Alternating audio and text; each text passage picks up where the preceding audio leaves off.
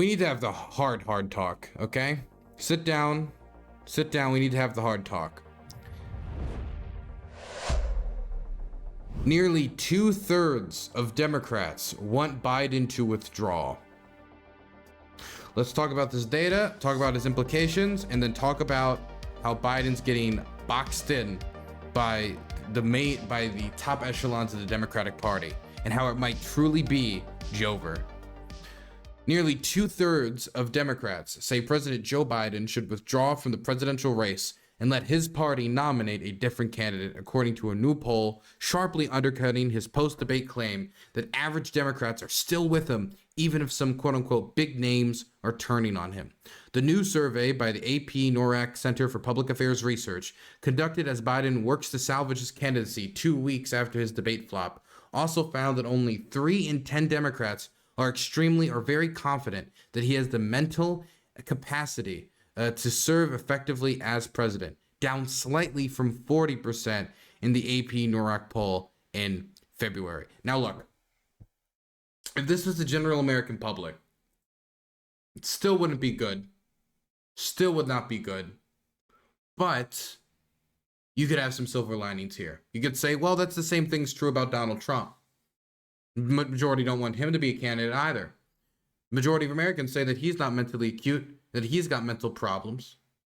And then you add his recklessness and his divisiveness and his fiery rhetoric on top of that. I mean, that's more problems stacked on top. You could make a case for Joe Biden against Donald Trump, and I think basically every scenario. But in that scenario, it's much easier. It's much easier because in that scenario, it's okay, well, they're fighting off of a similar playing field. People have a reason to have tasted Trump before from having negative experiences with him. He has a very low unfavorability rating. I mean, a high unfavorability rating, low favorability rating. But this is not the general public. This is Democrats. This is supposed to be Joe Biden's base. And 2/3 of them say that he should withdraw from the presidential race, that they don't think he should be the nominee. Not that they're concerned he might not win, but that those concerns are so big, or other reasons why they don't think he should be the nominee, like his mental acuity, are so large that this close to the election, like a month from, I mean, no, not even a month. I mean, August 7th, next month, August 7th, is when the last date is for locking in our presidential nominee. Because that's when we have to have our person like registered on the ballot in Ohio. Long story short, it has to be August 7th. It's the 18th right now. It'll be 19th tomorrow, 20th tomorrow, day after that. It's coming. It's coming really quick. And so we're already 4 months out, so it's a risk to switch. There's not really a precedent for switching this late out for this type of reason. We're in uncharted territory, but those majority of Democrats, clear majority of Democrats, still think in this uncharted territory with such a small window to make a decision, the call they want to make is he should jump ship.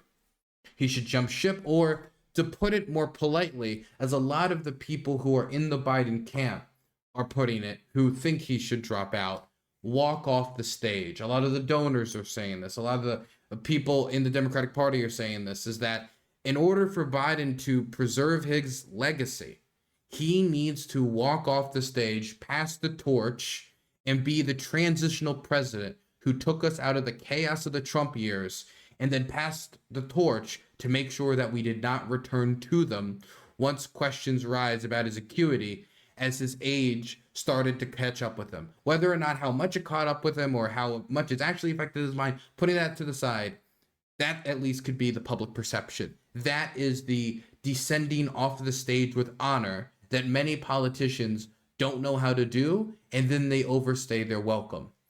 And so the mentality seems to be that Biden has overstayed his welcome. And this right here sent a lightning bolt through the Democratic establishment, through DNC staffers, through the halls of Congress amongst different congressmen, especially those in swing districts. And it's only bringing back more buzz to the question of whether Joe Biden is going to be the nominee or not. Honestly, like a few days ago, I had thought that it was over. I had thought that Joe Biden was going to be the nominee, despite the reservations that I have expressed before and will continue to express. I thought that it was done because Joe Biden certainly wants to continue to run, and from the mentality that people like Joe Scarborough talks about that Biden might have, and that assumptions you could make about him being passed over and resentful in 2016, and him being discouraged due to his age in 2020, but then beating Donald Trump, that in his mind, it's like, oh, it's all the naysayers out again, trying to either take the opportunity or undercut me as the one person who has actually beat Donald Trump. When these same people were the ones who said, no, Hillary, don't run, Joe. It's Hillary's turn. Hillary will beat Trump. So from that perspective, combined with the media attention being taken off of Joe Biden's bad debate performance, off of the topic of his age, and then being focused on the assassination, plus the polling data showing that Joe Biden was still within swinging range, that it wasn't like a complete lost cause, being enough to make him the nominee going into the election, despite reservations, despite his clear weaknesses. He would keep the incumbency advantage, run off his agenda, and hope that Scranton Joe once more could pull out another upset like he did back in his starting days in Delaware. But that does not seem to be how it's playing out, even though that's how I thought it would play out. Instead, Adam Schiff from California, who recently won the election to become the next senator from California against a bunch of other challengers like Barbara Lee and others, he stood up and said, and did this publicly, this is in public, Joe Biden should step down. In fact, we could go back and read his letter. I think I have before, but the gist of the letter was Joe Biden has a great agenda. He's done so much for this country, both as vice president and president of the United States. He has so much experience, such a great guy. Thank you so much. You're such a king, but every king's reign must end. And I think now is the best time for him to bow out with grace and pass the torch. Now, what's interesting about Adam Schiff being the one to do this is Adam Schiff is a strong ally of Nancy Pelosi. And many people took it as Adam Schiff saying this, giving indication of what Nancy Pelosi's position is. Adam Schiff saying that he's already the most high-ranking Democrat to make noise about this loud publicly, period. But then the implication that Nancy Pelosi could have okayed this, would be okay with this, or agrees with it, that sent chills up the spines of those who want Biden to remain the nominee. And then the reports started coming out, and it wasn't just Adam Schiff, and it wasn't just Nancy Pelosi. It was Chuck Schumer, one of the most senior senators in the country as well. Behind the curtain, top Dems now believe Biden will exit, and that this pressure has built up with Chuck Schumer, Nancy Pelosi, Adam Schiff, with even a quiet tap from Hakeem Jeffries, the new Democrat leader in the House. Silence from the Hillary camp, silence from the Obama camp. The message is being sent clearly. The pressure on said message is building, and that message is, thank you very much, Joe. You made a great impression, Joe. You did beat Trump, Joe. Now give us the steering wheel. It's our time to take over and put in a candidate who can run a campaign and that doesn't have the clear weakness of the public being expecting low standards from their mental acuity. And I cannot get around the dilemma of this election should be, from a Democrat point of view, whether you're talking about Donald Trump calling for the suspension of the U.S. Constitution, whether you're talking about Donald Trump saying that the election was rigged even before it began, saying he wouldn't accept the results, Donald Trump's insurrectionary actions against the U.S. Electoral system, trying to overturn the results, him pressuring Brian Raffensperger to overturn the results, him being a felon, and you have the other crimes he committed, just Donald Trump's daily behavior. Like, this should be a question about Donald Trump's fitness for the office. Like, hey, he was president for 4 years, and then this so-called businessman created the biggest deficit in American history. What of it? In peacetime. What of it? How is that possible? This great negotiator went over to the North Koreans, called him Rocket Man, stopped training drills with the South Koreans, and then what did we get for it? The South Korean liaison office being blown up on national North Korean television. So this should be a referendum on Donald Trump's fitness for the office, his mental acuity, as he's mixing up Nancy Pelosi and Nikki Haley's names 6 times in a row, saying Nikki Haley was in charge of Capitol security. or any of the other times he's made instances, slip-ups similar to that, or slip-ups just based in the just the ignorance he has about the many issues that he talks about on a daily basis. But if you want it to be that, if you want it to be Donald Trump is not eligible for the office, there cannot be the clear waiting response. Your guy can't say a clear sentence. Your guy mumbles. Your guy is unfit for the office because he's just too old. Donald Trump's 78 years old. Joe Biden's 81 years old. Many of the problems that we're talking about in reference to Joe Biden when it comes to well, can he run into his 84, 85? Can he run 4 years from now? Donald Trump will be older than Joe Biden is now if he becomes president again. All of this much of this equally applies, but it's not getting equal attention. And ultimately, a campaign isn't necessarily fair. Not saying that politics is about fairness. I don't even know why I'm emphasizing the fairness. Let's read a little bit about what these Democrats are saying, the pressure that's building, and why it looks like it's a lot more likely now that Joe Biden might actually finally will pack it up. Several top Democrats privately tell us the rising pressure of party congressional leaders and close friends will persuade President Biden to decide to drop out of the presidential race as soon as this weekend. Why it matters. The 81-year-old president is now self-isolating with COVID, remains publicly dug in, but privately, he's resigned to mounting pressure, bad polls, and untenable security making it impossible to continue his campaign. The private message, distilled to his bluntest form, is the top leaders of his party, his friends and key donors don't believe he can win.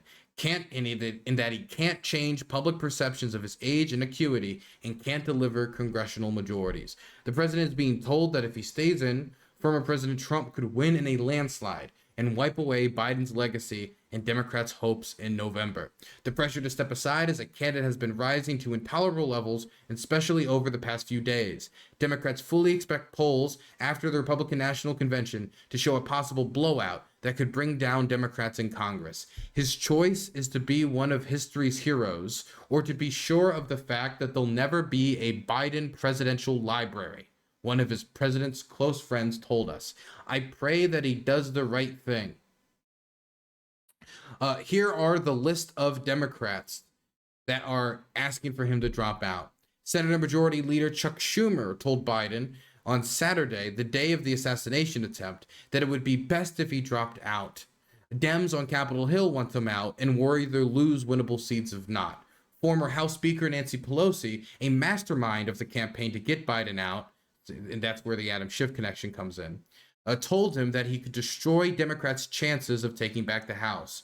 We're told she's also worried about donations drying up, and one of Biden's top fundraisers has come out and said to Biden, like, we're having problems fundraising. The cash is drying up. People are not confident in your ability to win. House Minority Hakeem Jeffries delivered a similar, if more subtle, message to Biden. Former President Barack Obama spoke loudly with his silence and his former aides trashing Biden in public. Bill and Hillary are doing what Obama's doing, and so are their former aides, and we increasingly hear top Biden aides, including ones who initially urged him to fight on after his disastrous debate, are saying it's now when, not if, Biden announces he's not running. My goodness. It's now when, not if, Biden announces he's not running. So there's a few things I want to say here. Number one, this pressure is immense. This is from every angle of the party, just about. The only thing that could add to this pressure is if Barack Obama came out publicly himself and said Biden should drop out. But the louder and more they do it in public, the worse it's going to be for the campaign that follows. It's not only, I mean, even if, well, okay, it's not Biden anymore. It's going to be a question of the chaos, the lack of leadership at the helm appearance that it's going to be showing off. So most of this is being done in private, but it is escalating to the point where there are media reports. It is being leaked to the press. And so they are signing on to a public pressure campaign on top of this private advising. So they're doing just about everything they can do within the realm of reason to get this man to drop out. And Chuck Schumer, Nancy Pelosi, so we got the Senate Majority Leader, we got the House Minority Leader for the Democrats, We've got the former House Majority Leader, Nancy Pelosi. We got some of Biden's own staffers. We've got swing district Democrats concerned. I mean, Biden, of course, he still has the Congressional Black Caucus. He still has some other groups. He is the one who decides at the end of the day if he drops out because he won the delegates. He won the 14 million votes that led to him being the Democratic nominee for president. So he ultimately has to be the one to make the call. None of these people can directly pressure him out, but this is about as much pressure as they can give without hurting their own chances in November. And in fact, there are many who are saying that doing this period is hurting their chances in November. So I just need to emphasize to you that this is a real pressure campaign from just about every part of the party that isn't steadfastly like attached to Biden's hip when it comes to his like political record or his political alliances. They're asking him to step out. They're asking him to step down. Mind you, political logic is that somebody in Biden's position has an incumbency bias. Someone in Biden's position running against the same candidate he beat before also comes with an advantage. Donald Trump also is somebody with an extremely high unfavorability rating. They would not be asking him to do this unless they truly believed that he was not the best candidate to win, and that the best chance they had was in rolling the dice on a new candidate. Well, whether that would be Kamala Harris, Gretchen Whitmer, Gavin Newsom, who knows? I think it's going to probably be Kamala Harris. I think they don't have much of a choice outside of Kamala Harris. I think they can do an open convention, but I think an open convention would probably just end with it being Kamala Harris anyway. I think this is for a bunch of reasons. She seems to have Jim Clyburn's backing, who's a very influential Democrat. She is the vice president of the United States. She has the most national name recognition. She's the next in the line of secession. It would just make kind of logical sense.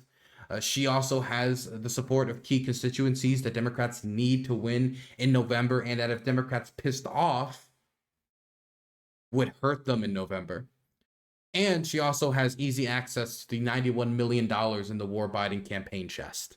While the other super PACs that helped Democrats get elected could hypothetically switch up very easily for Gretchen Whitmer, for Gavin Newsom, the $91 million in the campaign chest, it only can support somebody that's on the ticket. So it would have to be Biden and or Harris because it's the Biden-Harris campaign. And so for her, it makes it very easy. There might be some workarounds, but it's another level of complications that Democrats probably just do not want right now. So what do I think about this pressure campaign? Well, first, I just want to say, honestly, after watching, and I said this at the time, after watching Biden try to campaign his best over these last 2 weeks, watching his interview with Lester Holt, watching his speech at the NAACP, watching his speech talking about extreme weather, watching his voter interactions, I think that the Joe Biden that we saw at the debates was not Joe Biden at his best. I think that over the weekends and weeks that we've seen since, we have seen more of Joe Biden at his best from what he can do. I think his speech at the NAACP had a lot of really high points. I think that he listed off a lot of policy that his administration has worked on, and he has fought really hard over the last 2 weeks to better sell the accomplishments of his administration. But the problem is the slip-ups at NATO still came, and once it was all said and done, it was those clips that most people heard about. It was Joe Biden talking about Vice President Trump, and it was him introducing Zelensky as President Putin, even if these were just honest mistakes that Donald Trump also makes. That's the main thing that was taken by the press and ran with. That was the main thing that was clipped and shipped. That was the main thing that was probably interesting to the average person versus a long, complicated policy proposal. If you watch the entirety of that press conference, Biden was taking back-to-back questions. 2 questions from journalists, many of them repeat questions, which tends to make me believe that they didn't clear every question in advance. And he was answering them. He was taking his time, which was good, but he was answering them and he was giving them detail. He has this problem still with him sometimes trailing off and saying anyway before restarting a new sentence or whatever. He still has the problem with leaving his mouth agape when he doesn't need to, which just makes him look even older. Biden still has problems with, of course, mumbling and fumbling on his words or switching words up. But something that he was doing better was that when he messes up, he doesn't just stop and get stuck on it and then has to default to saying whatever or anyway, or just looking like he just trails off, he would keep going, which is something Trump does as well. When Trump messes up and he mixes up words, he just keeps going. Or on occasion, which I did think showed presence of mind, he would correct it. He would correct his word. He would say one thing and he'd be like, oh, sorry, I meant this. Which, in my mind, I think shows more awareness of the situation around him than if he was just say the line normally. But, of course, under the certain circumstance, under current political narratives and current circumstances, that can only look bad still. But I do think it shows more presence of mind. He has not done enough, though, to get rid of the stick. He has not done enough to reverse the polling data, showing that the majority of Democrats want him to drop out. He's not done enough to reverse the polling data, showing the majority of Americans and the majority of Democrats don't think he's mentally acute. And when you're talking about President of the United States, you're talking about a job for 4 years. And even though Joe Biden on his worst day, literally in an urn, would be better than Donald Trump on his best day, people see an energetic Trump on the campaign trail messing up his words, but he has energy. They don't see that from Joe Biden, and they question his mental acuity when you also see on top of that the clips of his mixing up his words. And when Donald Trump lies so constantly and mixes up his words as well, but that's been going on for 6, 7, 8 years, the visible decline of Biden's speech and of just himself is more of a story than Donald Trump's continuing to lie and his verbal mess-ups. And so the next 2 to 3 months, what is the press going to talk about? What's going to be the center of the conversation? Is it going to be Joe Biden's ineligibility or Donald Trump's? Is it going to be both? Either or those options are worse than it just being Donald Trump's. And so I'm leaning towards, if I'm being honest with you guys, at this point, Joe Biden being replaced with another candidate. I still think there's advantages if you keep Joe Biden. Joe Biden's beat Donald Trump before. Joe Biden is the incumbent. Joe Biden is somebody that has a lot of national name recognition. If you switch to anyone, even Kamala, there's going to be a ton of digging or attempts to dig to see if they can find any scandals. And who knows what can come up? I mean, really, who knows? I mean, with J.D. Vance, we're just getting, like, for example, people are going through J.D. Vance's Venmo history to see what they can find, to see if they can find anything shady. And we're finding some weird stuff about J.D. Vance. But if you put Gavin Newsom, that guy with the slick back hair, you put him under that type of a microscope, you think you're not going to find anything? I mean, I could take like a guess, like, oh, J.B. Pritzker maybe will have less of that problem. Maybe Sherrod Brown will have less of that problem. Kamala Harris will probably have the least of that problem because she's out of all of them, she's the least unknown on the national level and has had public digging into her when she ran for president the first time back in 2020, and since she's been vice president for the last 4 years. I think, though, ultimately, running a campaign against Donald Trump is going to require flexibility, and it's hard to be flexible if you can't hit the campaign trail running 24/7. It's going to be hard if at every campaign stop, there's a question of whether you should even be running for president in the first place. It's going to be difficult when you want to talk about bringing back the child tax credit, or you want to talk about the jobs that are being brought with the CHIPS Act, or the infrastructure bill, or you want to talk about the insulin price caps, or you want to talk about the rent price cap that Joe Biden just proposed.